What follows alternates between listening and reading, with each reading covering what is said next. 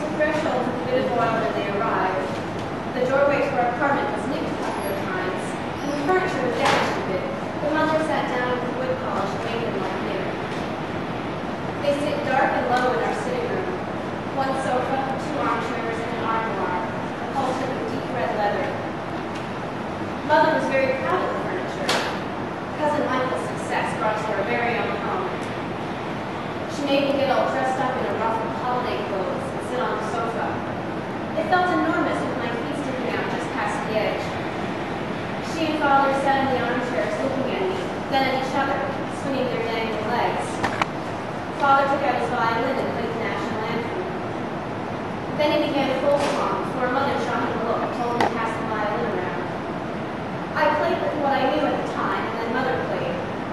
Later, she had her friend with a camera come by and take our portrait. The 3 of us with dangling legs off the couch, me on the edge in the middle. She and Cousin Michael hadn't seen each other in years, and now that he was old and dying, he wanted to make sure the family received the fruits of his labor. He packed his furniture into large wooden crates and sent them halfway around the world. The news of his death arrived before the furniture. He had lived long enough, said Mother, folding the letter back into the airmail envelope. Cousin Michael was 93. Soon after, Mother got sick. The doctor said it was the air in the apartment, damp and ridden with mold. He suggested we take a holiday on the Black Sea and consider moving. Mother was all for the holiday. We locked up the apartment and got into Father's motorcycle, they on the bike, I in the sidecar. A glorious long weekend on the beach. Mother stretched and took deep, salty breaths and said, I feel better already, shaking her dark hair down. Our last day there, a carnival arrived. On the boardwalk, Mother danced with a bald, powder-white clown in pink polka dots. The clown chased her with a cream pie down the beach, enormous shoes flopping in the sand, until she turned the chase on him and pushed him into the ocean. The clown sat in the water, seeming to top his head, make it funny. Father's face softened and he chuckled. We all ran to the motorcycle, laughing. On the way home, I watched Mother sleep against Father's back. Halfway back to Bucharest, the motorcycle died. They pushed it uphill and rode it downhill until a man with an old Carpathia gave us a lift. At home, no one discussed moving. The sea air still tingled in our noses, the taste of fried dough battered in sugar on our tongues. Mother cut her hair short and let it gray. With dignity, she said. She and Father were older than my friend's parents. More accomplished, they had said, without blinking an eye. Father had been the conductor of the Timisoara Philharmonic a long time ago. He was also a lawyer and spoke several languages. His hair was already white.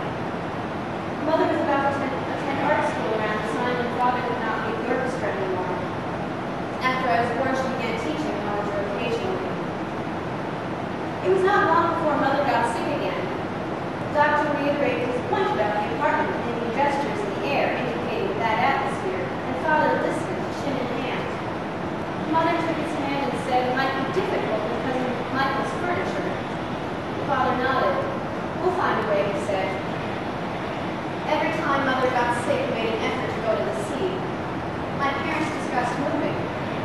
Our furniture is too big, said Mother one October evening. There's just no way we can move. What if we left it here, said Father.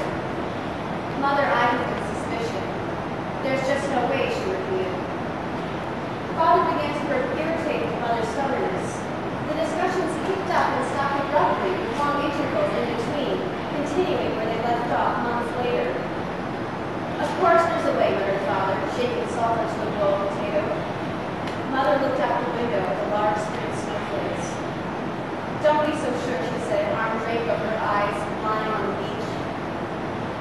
Mother's bouts of illness grew longer. We can't always run to the sea, he said one day, as we entered the sitting room from another weekend away. So it's about money, she said, cheek to his back on the road to the resort. No, replied Father, reading a newspaper in the doctor's office. That's not it at all. Then what? Asked Mother. You're too attached to stuff, he said, sweeping his arm around the sitting room, punctuated with one emphatic shake. Things, he added. He rubbed his fingers together in a stop, she said, voice thin. Things. This, she said, patting the leather of the chair, moving along the sofa and touching it. This is my family. What else should I do? I am your family now, said Father. Mother, standing in the middle of the sitting room, closed her eyes. Once, when Mother returned from a month-long stay in hospital, the first thing she did was recline on the sofa. Her body was smaller now and paler. It looked as if the crease of the couch were sucking her in. Perhaps, dear, said Father, after all this, and she moved away. Give the furniture to a close friend for the time being. Father shrugged and flung up his hands. Maybe move to Israel, someplace warm. There was an unprecedented lilt in his voice. Begging was not his repertoire. Mother caressed the leather of the sofa, putting her arm resting on her eyes. No, she said, I can't do that. Father's slightly wrinkled cheeks rouged. He walked out into the hall, broke open the case of the building's emergency axe, and wheeled it forward into the living room. That's it, he said. I've had quite enough of this furniture. He shook the axe in Mother's general direction. The white crook of Mother's arm still shielded her eyes. She lifted her elbow slightly and peeked in triangle at her elderly husband. Now stop that, she muttered. I won't stop it, he gestured, the steel glinting in a rare shaft of sunlight. I won't. He raised the axe and sunk it into the arm of a chair. Mother sat up slowly, her face tinted a faint green. She watched as he tried to lift out the axe and hack at the chair again. He did, with some difficulty, his waning muscles quivering as the chair's filling slowly spilled out, a sickly yellow foam, porous and decrepit to the jagged red leather. Sasha, stop, she said. He lifted up the axe, heaved it one last time into the seat of the chair, wedged in such a way that he could not lift it out. He wheezed. The axe stayed. After he pulled off, Father turned the chair around, facing the corner. John's phone still exposed to the side, almost leering from around the back. Mother's eyes were red. Father took out his violin and played her favorite songs until she fell asleep. He lifted her body out of the couch and brought her into the bedroom. In the dark silence, she winced and groaned at a very perceptible level. Father shifted the sheets, dabbed her forehead with a wet cloth. He laid his head on her chest and listened to the swelling beat. Stayed up